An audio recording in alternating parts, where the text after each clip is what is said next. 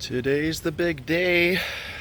It is Wednesday, July 28th, and I am going to work on harvesting honey today. So this is like Jen put it, the Super Bowl of the beekeeping season, especially if we're doing it all in one take.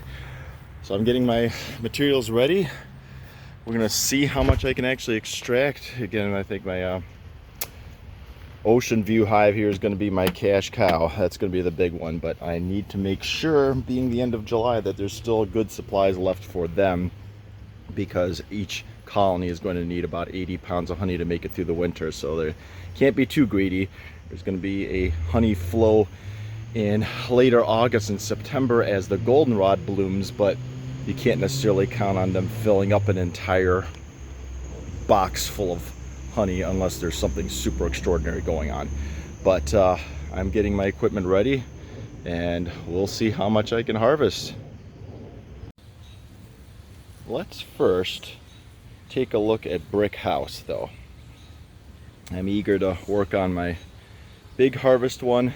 It's actually so heavy it's even tipped over to the side, which is not good for the bees. They don't like a lining comb when it's heavy like that, but I'll fix it. But yeah, I do want to see what's going on in here, because there are possible frames to harvest even here, even though I think the honey super last time I checked was not very full, but we'll see.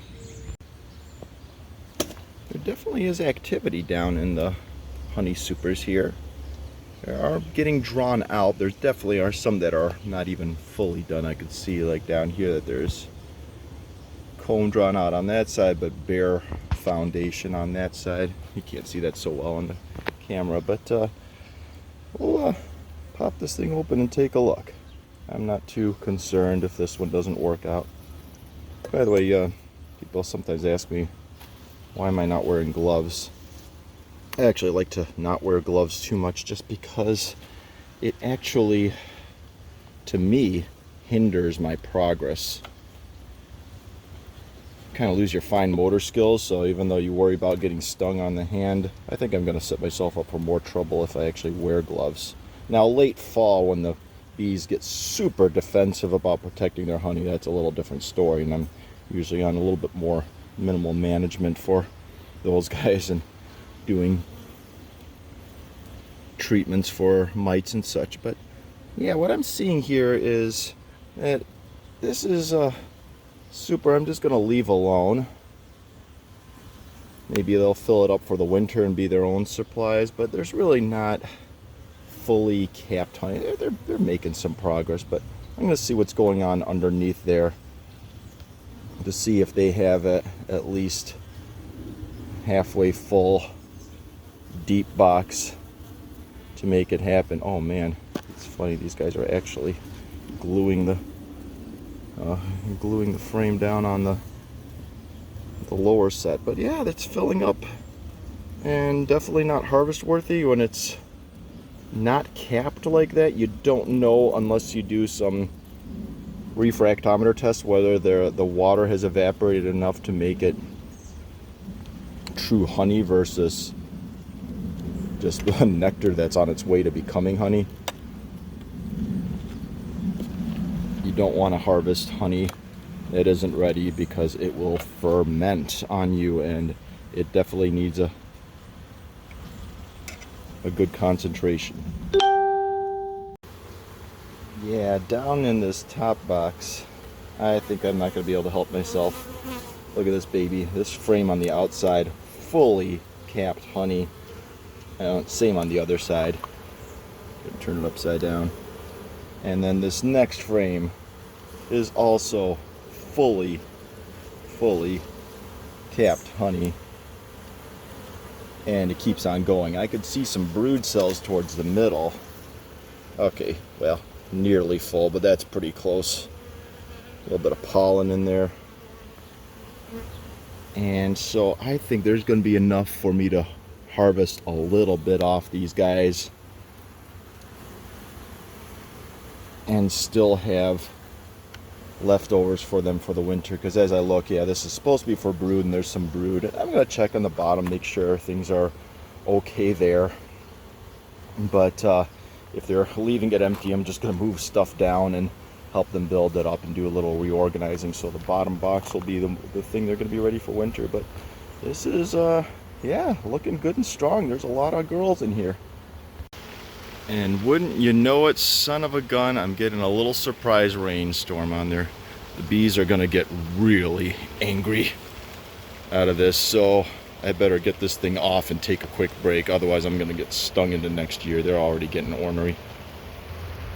Come on, rain. I thought it was supposed to be done with.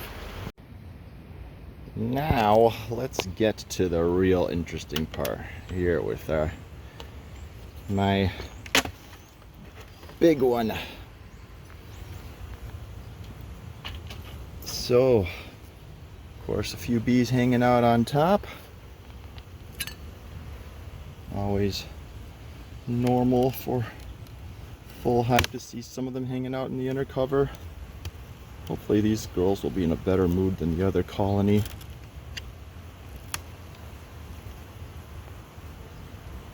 We'll see.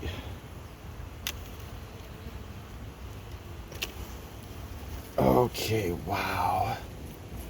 Yeah, we've got full honey all the way across. I could just see it from here. Get this lid off.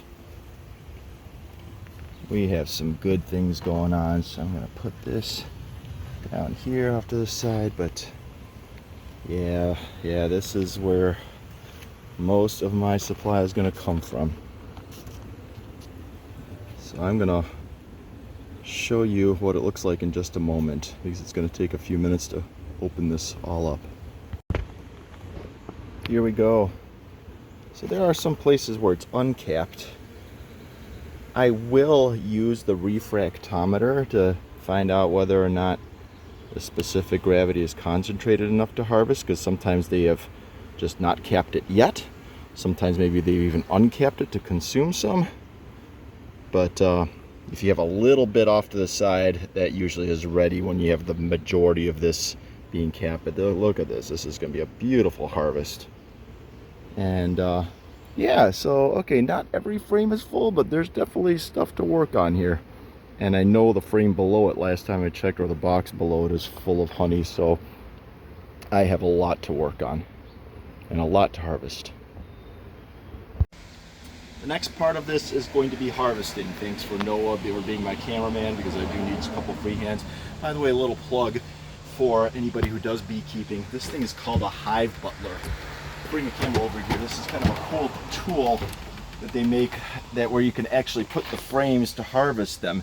And on the bottom there's actually a filter with a honey gate on there, so after you're done centrifuging, or if there's some stuff you just want to scrape and let it drip down, it works great. And you got a lid on so you can keep the bees out for what's working on. But anyways, that's it for the plug. But here's the part on how we work with removing honey and starting to centrifuge it. So let me find a frame that actually has some good capped honey on it. All right, look at this baby. So there's capped honey. I already tested the specific gravity of the uncapped stuff. It's fine, it's good to harvest. So I bought me a scraping tool here that I'm going to use for the first time, that I think you could actually just go along and take it like this and glide it over, and check it out. Look at how neatly it takes off the cappings. Holy cow. Glad I bought this. I had a knife before on this that I was using, but this is a lot cleaner. So yeah, you uncap the stuff, because it doesn't really centrifuge out of the comb without a cap, or the removed on there, otherwise it just sits in place. And a lot less, well, it's always messy, but a lot less messy. And I'm going to work on this side too. Get it uncapped on this.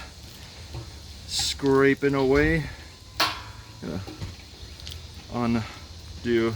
It's okay if I destroy the wax. I mean, that's what the bees want to rebuild anyways. But I'm just going to let whatever I don't harvest, I'll let them clean up the rest. But there we go for a cap. Now I just have a basic centrifuge of just 2 frames, but so the really hardcore beekeepers are going to do another one. But that's 1 frame.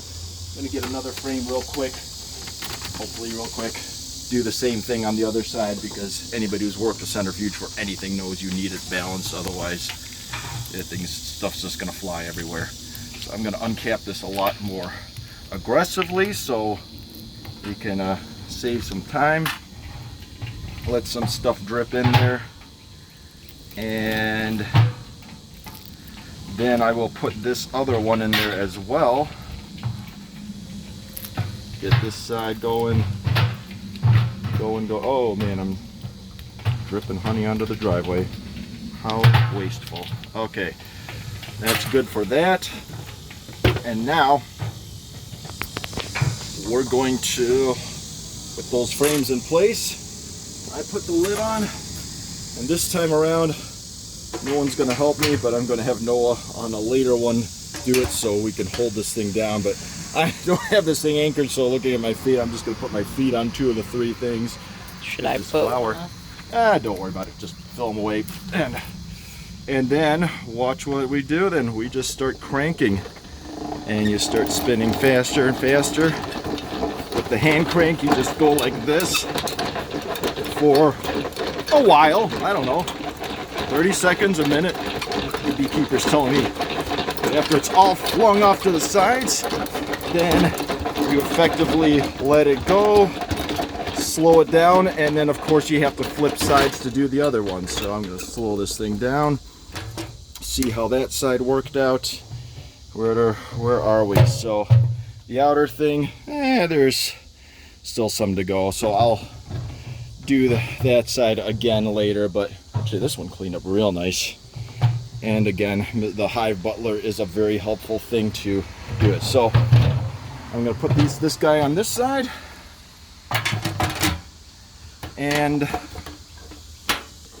going to spin this baby again, probably at least 30 seconds. As always, if the frames are different weights, it does kind of bobble a lot, so you do have to be kind of careful not to mess the whole thing up. But we're flinging away. And then we're gonna let this thing kind of settle in again. Stop it. And now we've got a couple of reasonably centrifuged things. I'm gonna put these back in the Hive Butler to let them just drip down for whatever hasn't been done. And we'll go from there. But that is the process. And I've only done the top of it, so I have to do the entire next hive, and it is humid today, so it's pretty rough out here, but it's worth it. So that's it for now. Yay. So now that we got a demonstration on the frames to extract, and I've got a lot more to go up there, bring the camera over and look what's going on inside there. It's getting pretty full. It's almost up to the top of the centrifuge, but all kinds of chunks of wax with the honey. So now how do we get it so that it's actually clean honey without all the wax and stuff in there? And that's where we can actually start collecting it into a honey bucket. This is a food grade plastic 5-gallon container with a honey gate on it, so it locks it in so that it doesn't drip out the bottom. And I'm putting a filter on it. This is not the finest of fine filters. I like to have a little pollen make it through, but this will collect everything. For some reason, the way they made this centrifuge, it doesn't sit high enough to get it in there, so I have to do the assistance with a couple bricks here to get it lifted off. But hey, these things cost hundreds and hundreds and hundreds of dollars, so I really am going to stick with this guy for quite a while for lighter scale work. And if I can, well, it's gonna be, I'm gonna put another couple set of bricks because it's still not high enough. So why don't you hit pause. Go. Now that I got another set of bricks underneath there, this thing's sitting up, and this is the fun part. That doesn't matter if there's leaves and wax, even a dead bee in there or whatever. Sometimes they follow you. But I'm gonna undo the gate to loosen it and open it up gently, and look what's coming out. That's the good stuff. And so it's going to do a coarse filtering job. This is still considered unfiltered honey because I'm not going to heat process it and put it through ultrafine filtration I like to have some of the goodness of pollen in there, but we just let this thing come through and leak through, and then once it's gone through the filter, we've got clean honey on the other side. Help it out with some of the chunks that come through. But this is the stuff, folks. There is our summer harvest. And then I'm just going to be spending time bottling these one by one through a normal funnel, and we'll have things going.